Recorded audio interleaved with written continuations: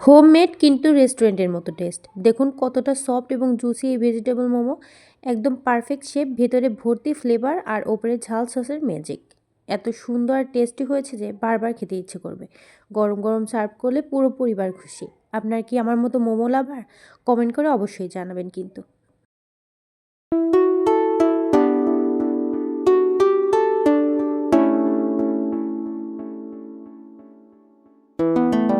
তো hello everyone, আসসালামু আলাইকুম। সকলে কেমন আছেন? আশা করি সকলে ভালো আছেন। আলহামদুলিল্লাহ আমি অনেক ভালো আছি। তো ভেজিটেবল মোমো বানানোর জন্য এখানে আমি ব্যবহার করেছি ময়দা। আপনারা চাইলে এখানে আটাও ব্যবহার করতে পারেন। তো সামান্য একটু লবণ দিয়ে এটাকে আমি মিশিয়ে নিয়েছি। নিয়ে সামান্য একটু পানি দিয়ে আমি একটা ডো করে নেব। সফট একটা ডো হবে, যেমন করে রুটি বানানোর জন্য যেরকম ডো করা হয় সেরকম একটা সফট একটা ডো হবে। তো ডোটা বানানো হয়ে গিয়েছে। এখন এটাকে আমি রেস্টে রেখে দেবো কিছুক্ষণের জন্য। রেস্টে রেখে দিয়ে এখানে আমি যে পুরটা করতে যাব ভেজিটেবলের, সেটা রেডি করে নেব। এর মধ্যে আমি দিয়ে দিয়েছি আদা কুচি এবং রসুন কুচি। এক্ষেত্রে চাইলে আপনারা আদা এবং রসুন কুচি পেস্ট করে সেটা ব্যবহার করতে পারেন। তবে আমি এটা না করে শুধু কুচি করে ব্যবহার করেছি। তারপরে দিয়ে দিয়েছি কাঁচামরিচ কুচি এবং পেঁয়াজ কুচি। তো যে যেরকম ঝাল খান সেই অনুযায়ী ঝালটা ব্যবহার করতে পারেন। তো এরপর এটা যখন একটা ভাজার সুন্দর একটা ব্রাউন কালার চলে আসবে, ওই মুহূর্তে এখানে আমি দিয়ে দেবো বেগুন ছোটো ছোটো করে খোসা ছাড়িয়ে কুচি করে নিয়েছিলাম সেটা। এখানে আপনারা আপনাদের পছন্দ অনুযায়ী সবজি ব্যবহার করতে পারেন। তো বেগুন থেকে যখন পানি ছেড়ে দিবে তখন এই মুহূর্তে আমি দিয়ে দেবো ফুলকপি কুচি করে রেখেছিলাম গ্রেট দিয়ে, সেটা দিয়ে দেবো এবং ব্রকলি গ্রেট করে রেখেছিলাম, গাজর গ্রেট করে রেখেছিলাম এবং দিয়ে দিয়েছি বিটরুট এবং দিয়ে দিয়েছি বাঁধাকপি আর কি, দিয়ে সামান্য একটু লবণ দিয়ে এটা নেড়ে নেব। তো এটাকে আপনারা চাইলে এখানে যে কোনো ধরনের সবজি ব্যবহার করতে পারেন, আবার চাইলে এখানে বিটরুট স্কিপ করতে পারেন, আবার যে যেরকম পছন্দের অনুযায়ী সবজি ব্যবহার করতে পারেন। তবে এখানে আমি টোটালি হেলদি রাখার চেষ্টা করেছি। তেলটা একদম সামান্য ব্যবহার করেছি, তাও আমি দিয়েছিলাম অলিভ অয়েল। তো আপনারা আপনার সাদা তেলও দিয়ে দিতে পারেন, এটা কোনো সমস্যা নেই।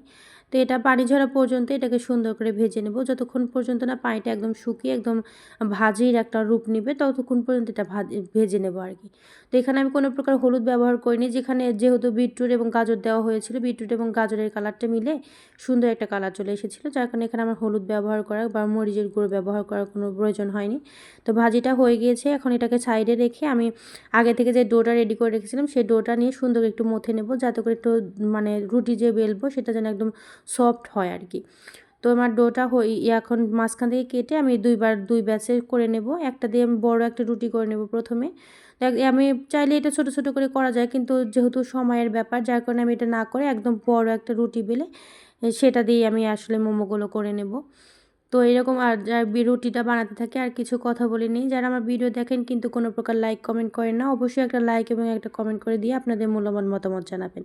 এবং আমার নতুন নতুন ভিডিও পেতে আমার চ্যানেলটাকে সাবস্ক্রাইব করে রাখবেন এবং পাশে থাকা বেল আইকনে চাপ দিয়ে রেখে দেবেন, যাতে করে নতুন নতুন ভিডিও আপলোড করার সাথে সাথে দেখতে পারেন। তো আমার রুটিটা বেলা হয়ে গিয়েছে। এখন আমি ছোট্ট একটা উইগ নিয়ে নিয়েছি, মুখ নিয়ে নিয়েছি একটা বয়ামে, সেটা থেকে আমি ছোট ছোট করে এটা কেটে নেব। আমি বেশ কয়েকটা এখান থেকে কেটে নেব, যেহেতু আমি একদম বড় ব্যবহার না করে একটু মানে মিডিয়াম সাইজের ব্যবহার করার চেষ্টা করেছি, যাতে করে মাঝখান থেকে যেহেতু আমি অর্ধেক করে নেব, যার কারণে একটু বড় না আবার একদম ছোট ব্যবহার করার চেষ্টা করিনি এখানে।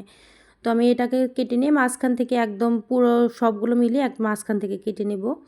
তো কেটে নেওয়ার পর আমি দেখিয়ে দিচ্ছি শেপটা আসলে কীরকম হবে, আমি আসলে দেখিয়ে দিচ্ছি। এটা যদি ফলো করেন দেখবেন যে এত সুন্দর কিউট কিউট মোমো বানাতে পারবেন। তো এই মোমোটা যে শুধু ভেজিটেবল দিয়ে বানানো যায় এরকম কিন্তু না, আপনার চাইলে এটা চিকেন মোমো বানাতে পারেন। তো দেখেন এখানে আমি পুরোটাতে সিঙ্গারার মতো অর্ধেক করে নিয়ে পানি লাগিয়ে নিয়েছি।